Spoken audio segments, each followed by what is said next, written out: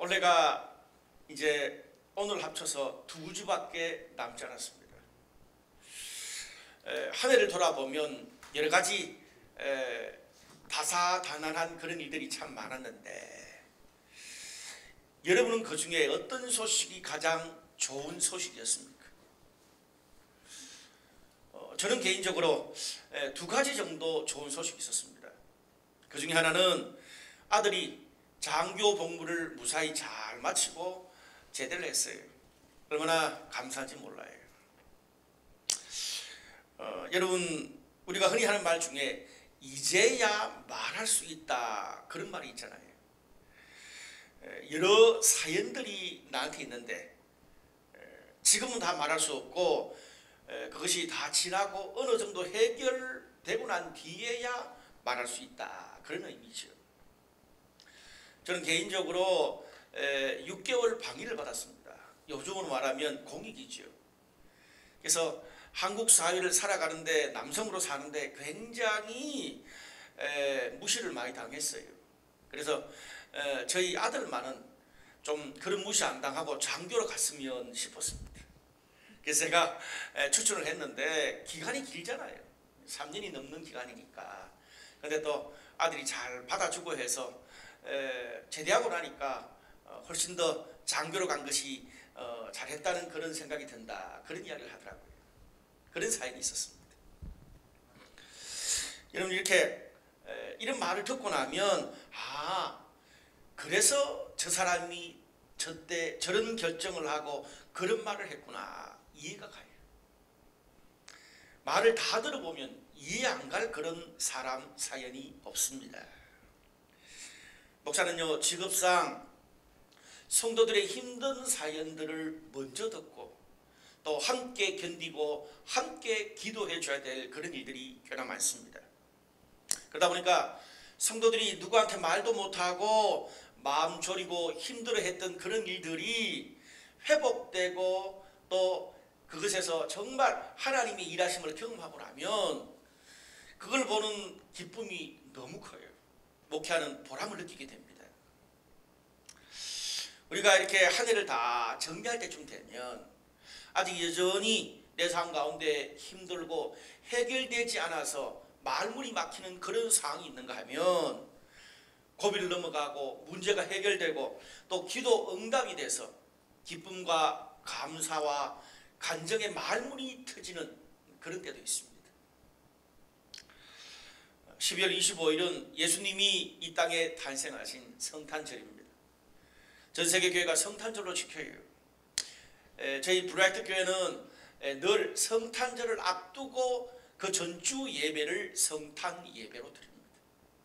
그리고 성탄절 당일은 가족과 친지들과 함께 시간을 보내도록 그렇게 지금까지 해왔습니다. 그래서 오늘 저희는 성탄 감사 예배로 드리고, 또 우리 주변에 가장 귀한 분들을 초대해서 함께 공동체 예배로 드리는 그런 예배입니다.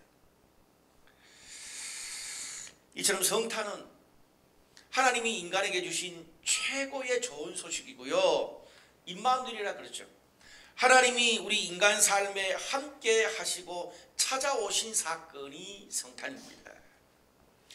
그 성탄은 결국 예수님이 이 땅에 탄생한 그 일을 이야기하는 거죠.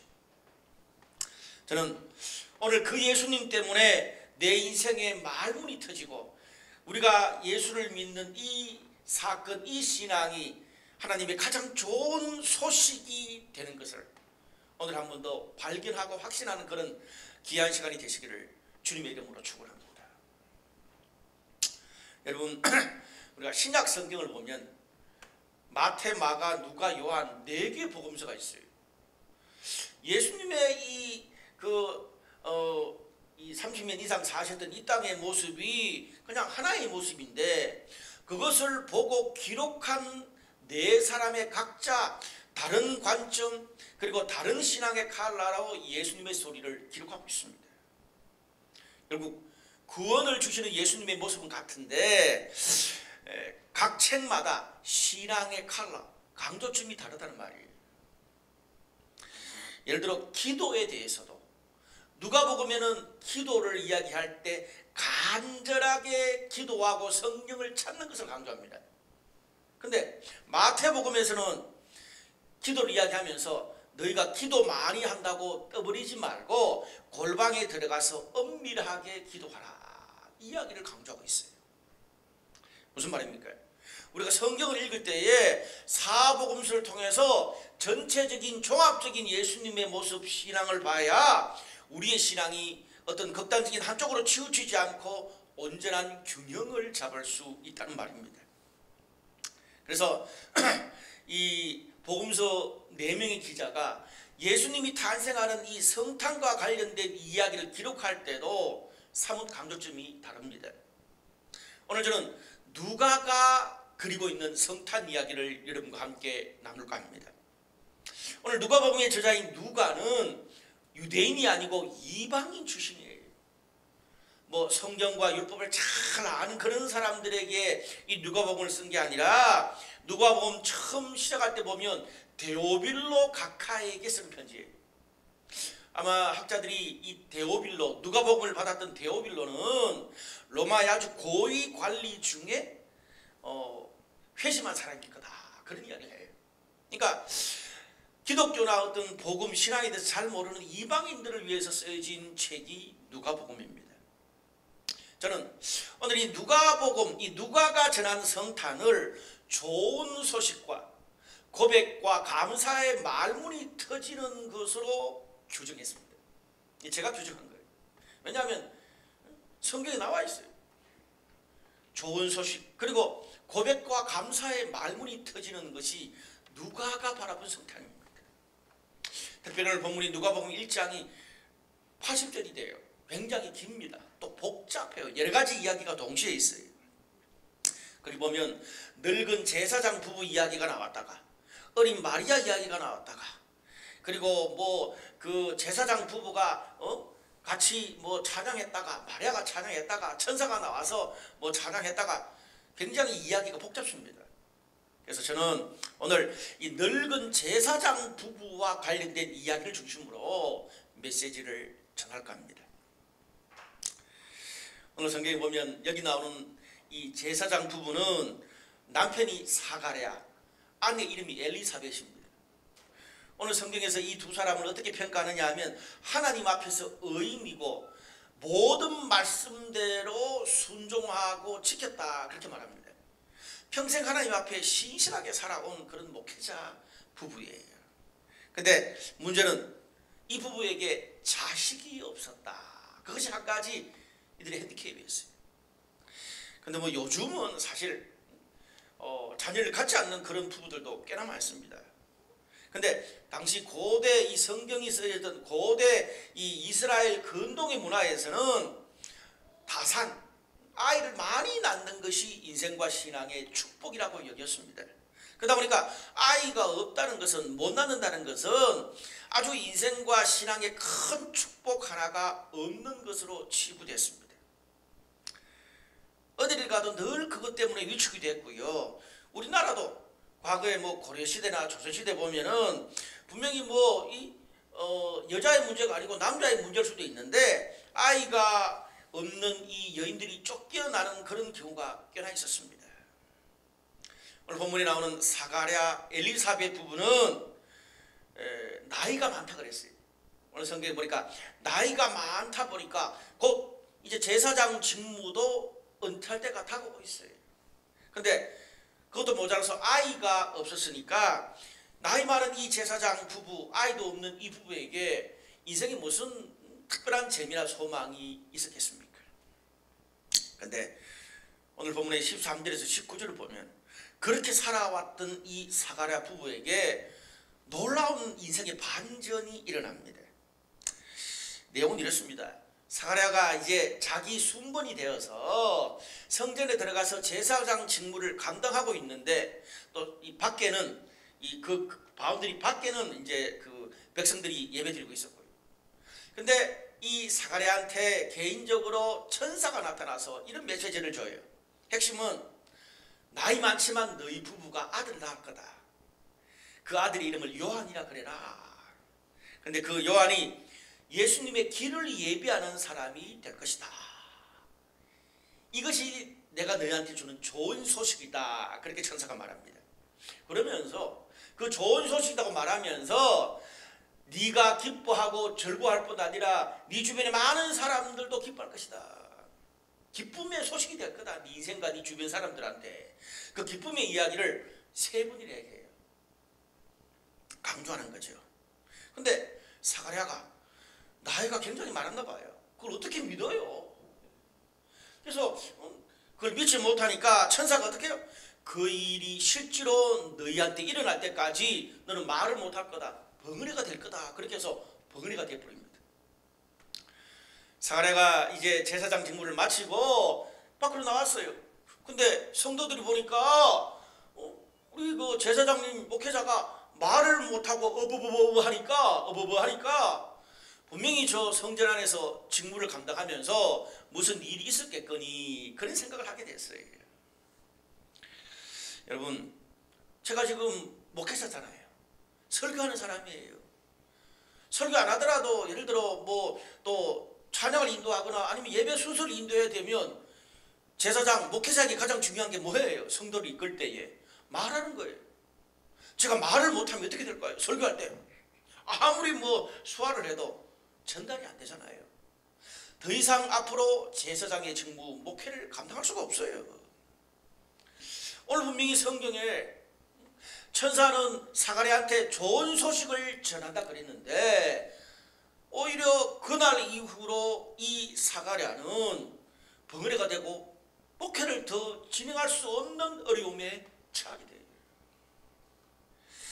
특별히 오늘 이 본문에 나오는 이 사가랴 부부는요, 그가 처한 삶의 자리를 보면 인생에 더 이상 어떤 희망을 가질 수 없는 그런 사람들의 대표격입니다. 그런 사람을 상징하고 있어요. 나이 많은 노 부부가 여러분 무슨 재미로 삽니까? 손자, 손녀 재롱 떠는 재미로 산다 그러잖아요. 근데 이제 아이도 없으니까 인생에 더 이상 뭐 즐거워할 소망도 없고요. 나이도 많고 이제 말문까지 닫혀버렸으니까 뭐 직장생활이나 비즈니스의 소망도 이제 사라졌고 제사장 직무를 감당하지 못하니까 신앙생활을 하면서 하나님을 예배하고 봉사하는 일도 감당할 수 없게 됐어요. 여러분, 오늘 이런 사가랴한테 천사가 전해준, 천사 그렇게 말하잖아요. 좋은 소식이라고. 이런 사가랴한테 천사가 전해준 좋은 소식이 내 인생의 기쁨과 즐거움과 소망을 다시 찾아주는 그런 소식이 될 수 있을까요? 우리들 가운데도 보면은 한 해 동안 정말 사가랴처럼 나름대로 신실하게 신앙생활하고 직장생활하고 자녀들 돌보고 그렇게 한 해를 산 그런 분들이 굉장히 많습니다. 제가 우리 성도들 보면 이 코로나 중에도 정말 신앙생활, 직장생활, 가정생활 최선을 다하시더라고요. 또 그런 과정 가운데 하나님이 은혜도 주시고 말씀도 주시고 약속도 주셔서 그 하나님의 좋은 소식, 그 복음 믿으면서 신앙 지키면서 살아왔는데 여전히 내 삶을 돌아보면 가정, 직장, 미래를 생각해보면 오히려 말문이 막히는 그런 상황에 처해 있는 분들도 많습니다. 사가랴처럼 좋은 소식을 받았는데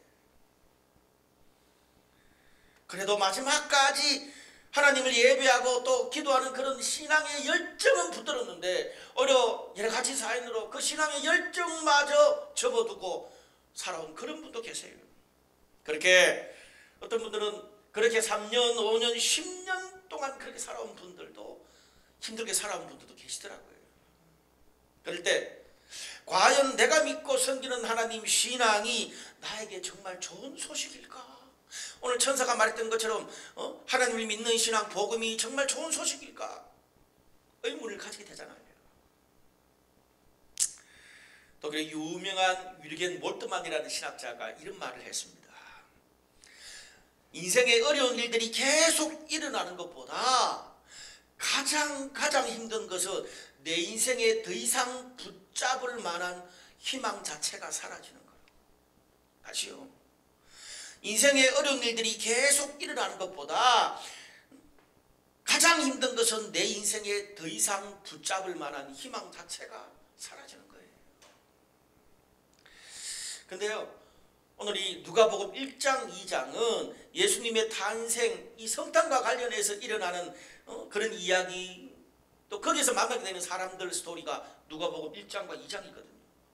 근데 오늘 그 저자 누가가 예수님의 탄생과 관련해서 등장시키는 그런 인물들을 보면 신기하게도 공통적인 게 죄다 삶의 희망이 별로 없는 사람들만 기록하고 있어요. 오늘 본문에 나이 많고 아이 없고 말문 막힌 늙은 제사장 부부, 그리고 미혼모가 될 운명에 처한 티네이저 마리아, 밤에도 야근하는 양치는 목자, 평생 성전에서 기도만 하면서 메시아를 기다렸던 이름 없는 할아버지, 84세 과부가 된 여선지자, 요즘으로 말하면 그냥 나이 많아 홀로 사는 과부 여선사님, 이들을 등장시키고 있어요. 성탄의 그런 스토리에. 다른 복음서와 좀 달라요. 유명한 사람도 없고요.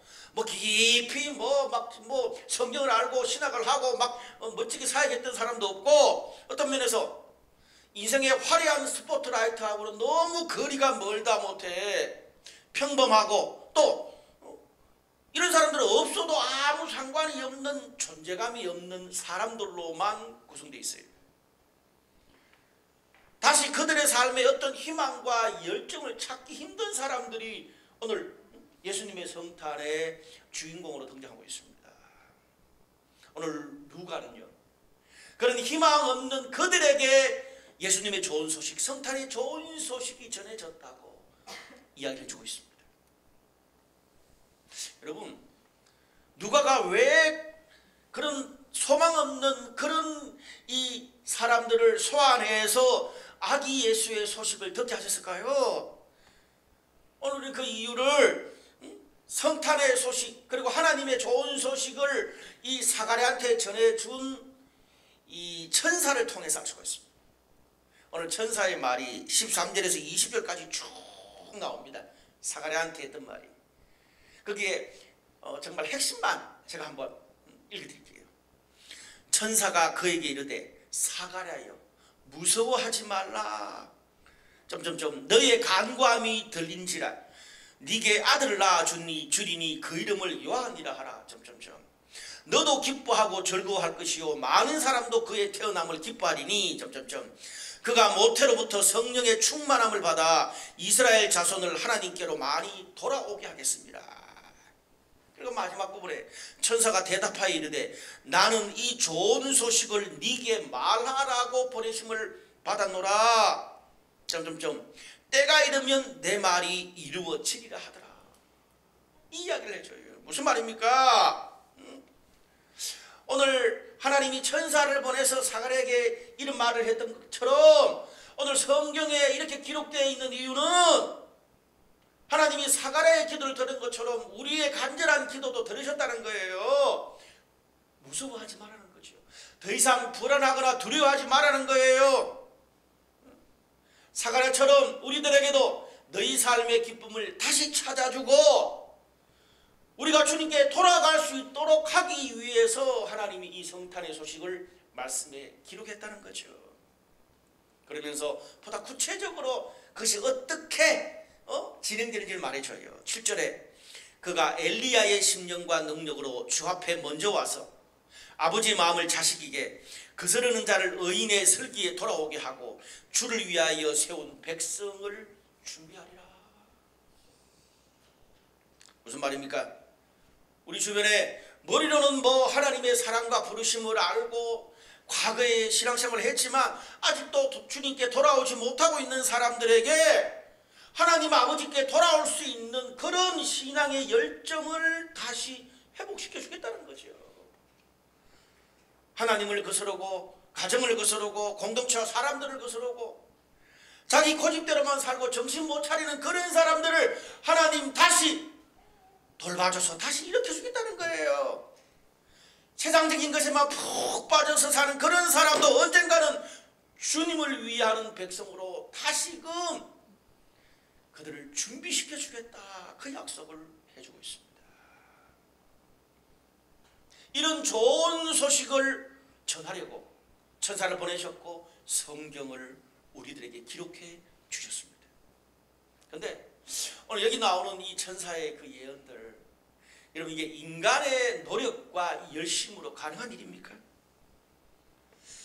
저는 개인적으로 세상의 그 어떤 기적보다 사람이 바뀌고 가정이 바뀌고 공동체가 바뀌는 것만큼 큰 기적이 없다고 생각합니다. 왜? 사람과 가정과 공동체가 바뀌면 세상도 바뀌거든요. 그건요, 하나님이 오시고 새롭게 해주지 않으면 쉽지 않습니다. 인간이 바뀌는 거는. 예수님이 그것을 위해서 이 땅에 오셨고 좋은 소식을 전하셨다는 거예요. 우리를 구원해 주신 이유가 그거라는 거지. 여러분, 오늘 본문에 누가가 정말 인생의 막차를 타고 소망이 없는 사람들을 기록해 놓은 이유는 또 뭘까요?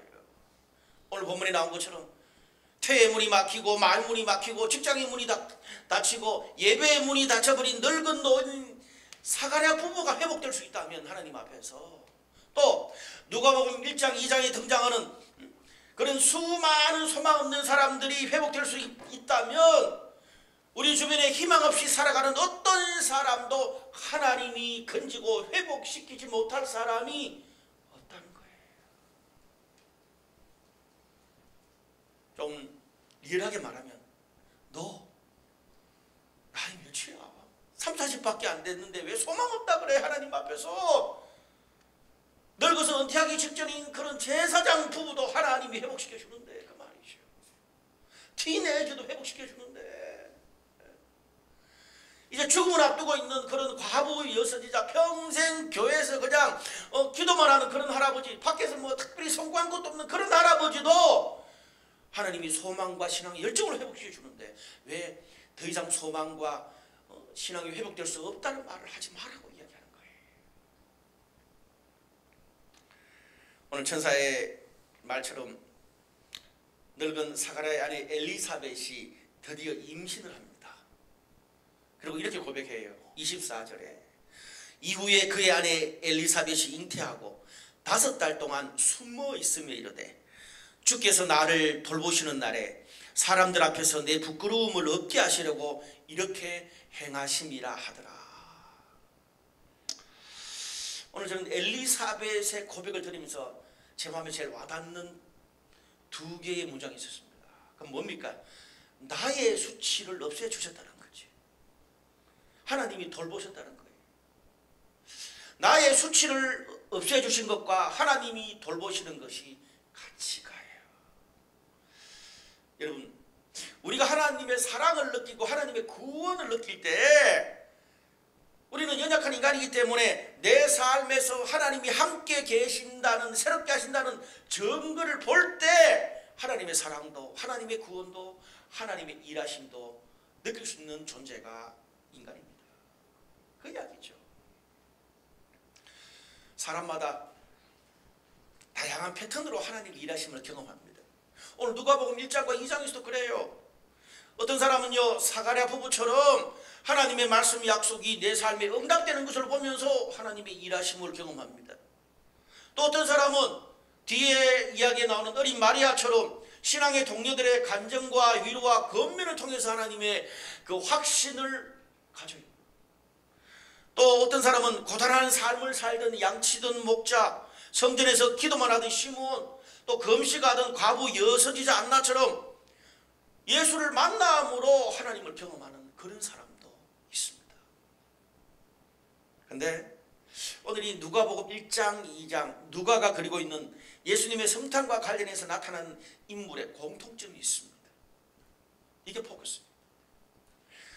누가복음 1장 46절에서 55절 아주 길게 어린 마리아가 찬양해요. 그리고 그 다음에 누가복음 1장 66절에서 79절 늙은 제사장 사가랴가 찬양해요.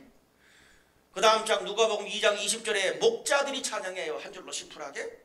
그리고 그 밑에 누가복음 2장 28절에서 35절에 성전에서 할아버지 시몬이 찬양하고요. 누가복음 2장 38절 과부 연선지자 안나가 고백하고 감사를 합니다.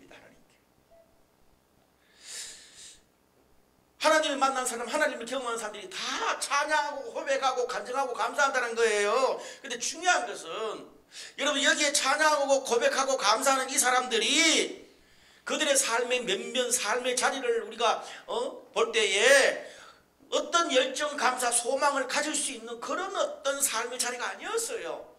너무 처절하고 너무 인생의 막차를 탄 사람들이었어요. 근데 그들의 감사, 열정, 고백이 터져나오는 거예요. 말문이 터지는 거예요. 하나님 앞에.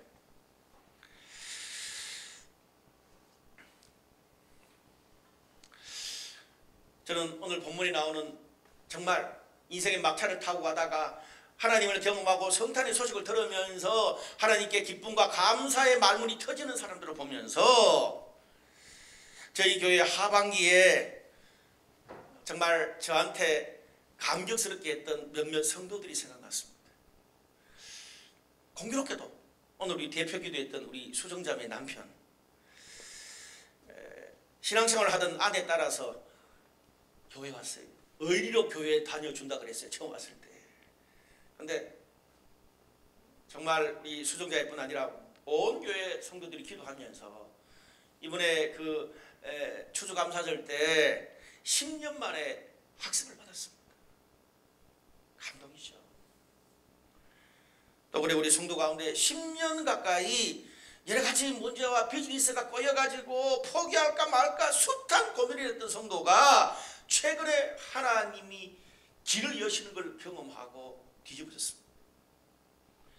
또 10년 가까이를 여러 직장으로 막 이리저리 옮겨 다니고 지역도 옮겨 다니고 집도 옮겨 다니고 그렇게 자리를 못 잡던 성도 하나가 오히려 온라인 예배 때문에 우리 교회 예배와 셀에 정착해서 좋은 직장도 주시고 좋은 집도 주시고 신앙의 열정까지 회복되는 그런 일이 있었습니다. 우리 훈련 받으면서 우리 그 영상 그때 봤을 때 우리 수정자매 이야기 들었죠. 그게 임수정입니다. 이제 내년에요. 내년 신년부터 이 자매가 블루라이트 교회 역사상 처음으로 충청도에 살면서 셀 리더를 하는 첫 케이스가 되었습니다. 감동이죠. 이런 분들의 특징이 뭡니까? 또 그런 한 해 동안 그런 하나님의 그런 감사 역전의 스토리가 우리 가운데 더 많지만 그냥 제가 대표적으로 말씀드리는 거예요. 이런 성도들의 특징이 뭔 줄 아세요? 목사님 기도해 주셔서 너무 감사하다는 거예요. 하나님을 찬양하고 감사하고 주변 기도해 주신 분들 감사하고 뭐 그냥 하트 날리고 고백이 넘쳐요. 어떤 신앙의 비전까지 생기게 돼요. 우리 방금 기도했던 우리 수정자매가 남편 학습받는 거 보고 너무 좋아가지고 떡을 돌리라 그러는데 뭐 성도들이 올 수가 없으니까 우리 나중에 오면 다시 떡 돌리기로 하고. 제가 이런 이야기를 들을 때마다 목사로 사는 마음이 있어요. 오히려 그런 기쁜 소식을 목사인 나한테 전해줘서 내가 감사하다. 여러분 오늘 성경 본문에 또 우리 주변에 우리 교회에 우리 셀에 하나님이 이런 간증과 찬양과 고백과 감사를 주시는 이유가 뭘까요? 하나님께서 우리들에게 예수님의 좋은 소식을 주셔서 내 삶의 기쁨을 회복시켜 주신다는 것을 계속 그런 간증 모델로 우리 주변에 계속 보여주시는 거예요. 오늘은 이 사람들이지만 내일은 다른 사람, 그렇게 우리 신앙 공동체 안에 모든 성도들에게, 더 나아가서 오늘 온라인으로 초대받아서 예배드리는 모든 성도들에게도 그렇게 예수님의 좋은 소식을 전해주고 그들의 삶의 기쁨과 간증과 신앙의 열정이 다시 회복시키기 위해서 예수님이 오늘 성경을 통해서 이번 성탄에 다시 약속해 주시는 거예요. 오늘 이 본문의 말씀은 2000년 전에 누가복음을 받은 성도들에게만 준 게 아니라 오늘 이 말씀을 듣는 우리에게 주시는 말씀이기도 합니다. 오늘 20절에 이런 말씀이 있어요. 보라, 이 일이 되는 날까지 네가 말 못하는 자가 되어 능히 말을 못하리니 이는 네가 내 말을 믿지 아니함이거니와 때가 이르면 내 말이 이루어지리라 하더라. 보라, 이 일이 되는 날까지 네가 말 못하는 자가 되어 능히 말을 못하지만 뭐예요? 때가 이르면 내 말이 이루어지리라. 아멘. 저는 오늘 이 말씀을 저와 여러분에게 주시는 2021년의 성탄 메시지로 받기를 축원합니다. 우리 삶에 하나님이 주시는 기쁨과 감정이 회복되고 하나님의 약속이 이룰 때까지 비록 지금 내 삶과 가정과 비즈니스와 우리 공동체 안에 말문이 막히는 그런 상황이 계속될 수도 있습니다. 그러나 예수님의 그 좋은 소식과 오늘 약속의 말씀을 믿는 믿음을 포기하지 않으면 오늘 본문에 나오는 사가랴 부부처럼 우리의 핸디캡이 오히려 하나님의 좋은 소식을 전하는 기회가 될 줄로 믿습니다. 연말연시에 싱글이라서 더 외로울 수 있습니다. 그런데 어떻게 생각하면 오히려 하나님이 나에게 주신 일과 사명에 더 집중할 수 있다고 여유를 가지십시오. 사람 때문에 실망하셨습니까? 어쩌면 그것 때문에 이제 사람들의 눈이 아니라 하나님만 바라볼 수 있는 그런 신앙을 배울 수 있게 됐습니다. 직장의 문이 닫혔습니까? 그것 때문에 겸손해지고 하나님만 붙들고 하나님의 도움이 아니면 내 삶은 살아갈 수 없습니다라는 것을 깨달으면서 이런 우리 삶의 모든 것들을 통해서 하나님께 나아갈 수 있도록 우리를 준비시켜 주실 것입니다. 보라, 이 일이 되는 날까지 네가 말 못하는 자가 되어 능히 말을 못하지만 때가 이르면 내 말이 이루어지리라. 준비시켜 주시는 거죠. 그냥 무작위로 막연히 기다리는 사람과 하나님의 말씀의 약속을 믿고 기다리는 사람은 다릅니다. 말씀의 결론을 맺겠습니다. 오늘 저는 사가랴 부부가 했던 이 찬양 이야기를 하고 끝을 맺을 거예요.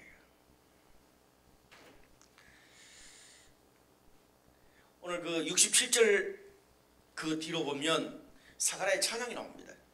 그 부친인 사가랴가 성령의 충만함을 받아 예언하여 이르되 찬송하리로다 쭉 가면서 오늘 저희가 읽었던 본문 이야이여 네가 지극히 높으신 이의 선지자라 일컬음을 받고 주 앞에 앞서가서 그 길을 준비하여 주의 백성에게 그 죄사함을 말미암는 구원을 알게 하리니 이는 우리 하나님의 긍휼로 인함이라.